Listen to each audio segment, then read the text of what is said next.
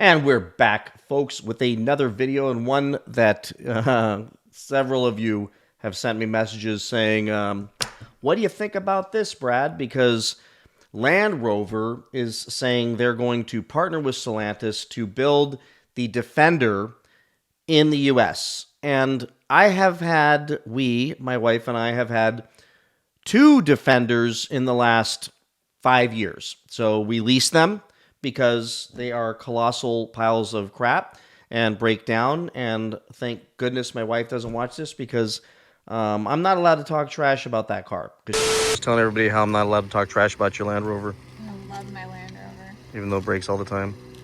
When's the last time it broke? Last month. She loves it more than any car she's ever had. No. The door was stuck. The door's still stuck. Any SUV car, doesn't matter what, she loves it more than anything. Like That thing was in the shop too a bunch. Two headlamps went out. That's it. Yeah. How much were the headlamps? Right under $5,000 each, including labor. Yep, that's awesome. Thank God for warranty. And I will agree, there's probably not a nicer driving, cooler looking vehicle on the planet. That's completely subjective, and you may feel differently. But in our household, there is a reverence for the beauty of that SUV. And my wife leads that, and she lives and dies for it. And no matter how much I've pushed to push her and nudge her and cajole her and, get her drunk and convince her under the influence that a Hellcat would be a much more fun thing to own in the family, she still wakes up the next day and says, "So do you want a Hellcat?" God, no. I want a Defender. That's all I want. So many of you know that. Talked about it in my videos many times. She drives a fluorescent hot pink Defender. Yes, it's been wrapped to match our daughter's cars over the past. And it's obnoxious, but she loves it. And a lot of you have sent me messages saying, "Hey, check it out. Your wife's joining Stellantis brands." And I did too. I saw the article, I screenshotted it and sent to my wife and said, "Hey, welcome aboard. Mopar or no car, baby." And of course, she's like, "What in the heck are you talking about?" When she saw that, she's like, "That is crazy that our two worlds, my affinity and love for Dodge, Ram, Jeep, used to be Chrysler when they had the product to sell, is strong, and hers for Defender. Never thought those two worlds would come together." Like, there's no scenario in my life that I would think Land Rover and Stellantis, Dodge, Chrysler, Jeep, Ram, would get together. That's just a wild leap. What's next? Rolls-Royce and Hyundai are going to do a deal. This is a significant announcement, and one that definitely deserves some analysis, and I need to be really sharp about it because I still want my wife to get the Hellcat or even the 392 Durango. I think there's so much benefit to those things because, one, you're dealing with older and now more reliable and proven technology compared to these Land Rovers that are amazing, but they like to have lights on the dash. They like to do weird, quirky things. Our back door, our rear driver's side door just wouldn't open anymore on both Land Rovers. Recall? No, it's just the way it is. You just pretty much somewhere along the line of owning the thing or leasing the thing, because you don't want to own one outside of warranty, you will find yourself locked in the back seat of that car. Sounds terrifying if you ever rolled over on one side and you aren't getting out. But the dealer was able to fix it after multiple times of them trying to figure it out. And then the lights on the dashes and the coolant level, for some reason, lights coming on and there's still coolant in there. And the weird service departments where sometimes you get a loaner, sometimes you don't. If you don't pick the right one, then you end up with them not putting the car back together right. And we've had everything in the world happen with these things. Sunroof getting stuck open while we're in Illinois, where there was massive storms on the way, and thinking we've got to find a place along this drive to Illinois to park the thing where it can be covered up, or it's going to become a fishbowl. So it's a challenge, but I'm not allowed to talk trash about it because it's her baby. She loves it. but it is what it is. So now the announcements come out, and I'll just show you that Land Rover found an unlikely partner to build their SUVs in America. And I just wanted to lay out that it's not. I'm gonna just go with what I've read so far. It's not like Jeep is now going to be building all the parts for these things. That's not what's happening. That's what's being put on Instagram, and lots of comparisons are being made where these guys believe that, well, the Jeep Grand Cherokee is the same exact thing, has all the same features. No, I would contend that even the Cherokee is probably a more reliable vehicle, all things being considered, but definitely not anywhere near as luxurious or frankly as nice looking, in my opinion. Someone's going to beat me up in the comments for that.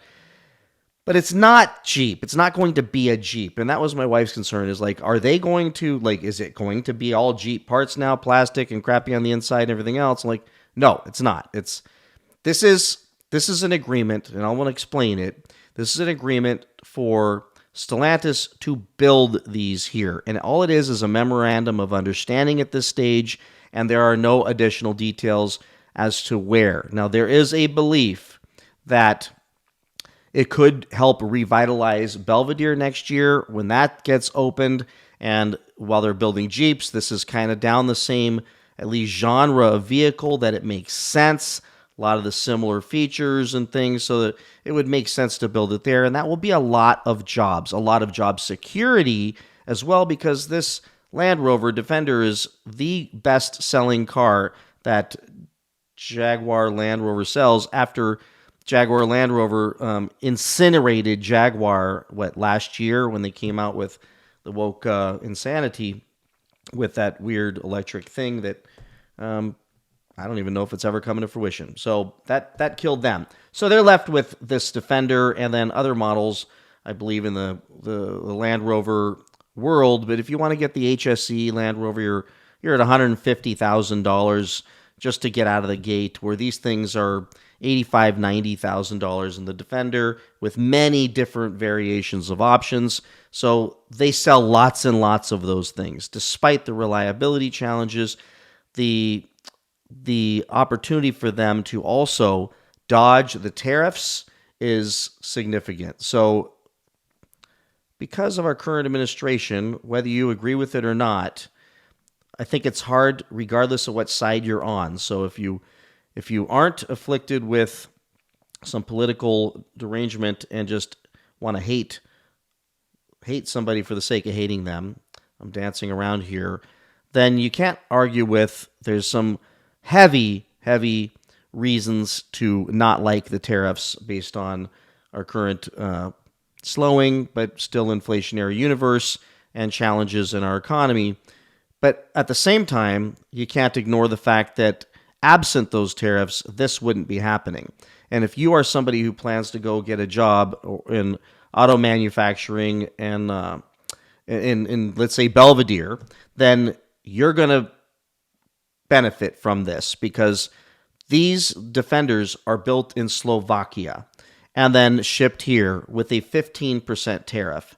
And yes, the prices will or have gone up, and that has caused my wife and I to have a conversation internally that when our lease is up in January, that it's likely we're going to shift to something that's less expensive. And I, of course, hope it's a friggin' Hellcat or it's a 392 Durango, but she's talking about, maybe a BMW 4 Series or something, and saving $20,000 and getting, just something less money. Since these are approaching $90,000+ with these tariffs, that this could change that. Now, probably not for sure not by January, so it's still a consideration we have, but the previous tariffs were 2.5%, now they're 15%, and if Land Rover can get this Defender built in America or assembled in America, then they will dodge those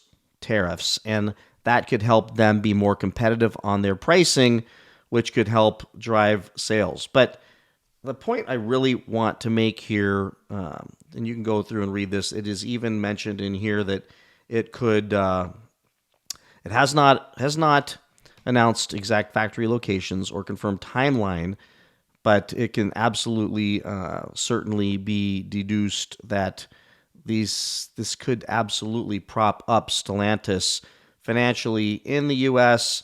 and even drive some, here it is, production reallocation to Belvedere. It could help with profitability when it comes to Stellantis, and it's just overall a good thing. I don't know that it's going to change anything when it comes to reliability. It's still going to be all the same parts and stuff. I'm thinking the auto workers here in America are pretty damn great, so maybe the product will improve, but they're still using all the same parts from Slovakia to build that thing, and it may still be the same fairly unreliable vehicle, but at the very least, it won't go up as much in price because they're building it here, and tariffs are definitely a significant thing for each of these things. So that's why they want to do it. That's why they're coming up with this. Stellantis needs the business, frankly. They have the factories. They've invested in the U.S. under this current administration to build things here. And if they can do that for Land Rover, then there's an opportunity for Stellantis to make lots and lots of money, and for Land Rover to save lots and lots of money and be able to sell even more of those vehicles. So that's why that's happening. And it's not going to be a Jeep with a Land Rover badge. It's not. So that everything I've read in here, it's not. So that kind of weakens my argument with my wife that, well, why would we buy that if we can buy this Dodge for less money? Because it's still going to be a Land Rover, just built here. And it probably won't happen for a while. I mean, 2027 would be fantastical for them to think that they can get that done here. So that's the story behind this that I've been able to glean and read through the articles. It's not going to be a Jeep, Land Rover badged Jeep. It's still going to be the Land Rover.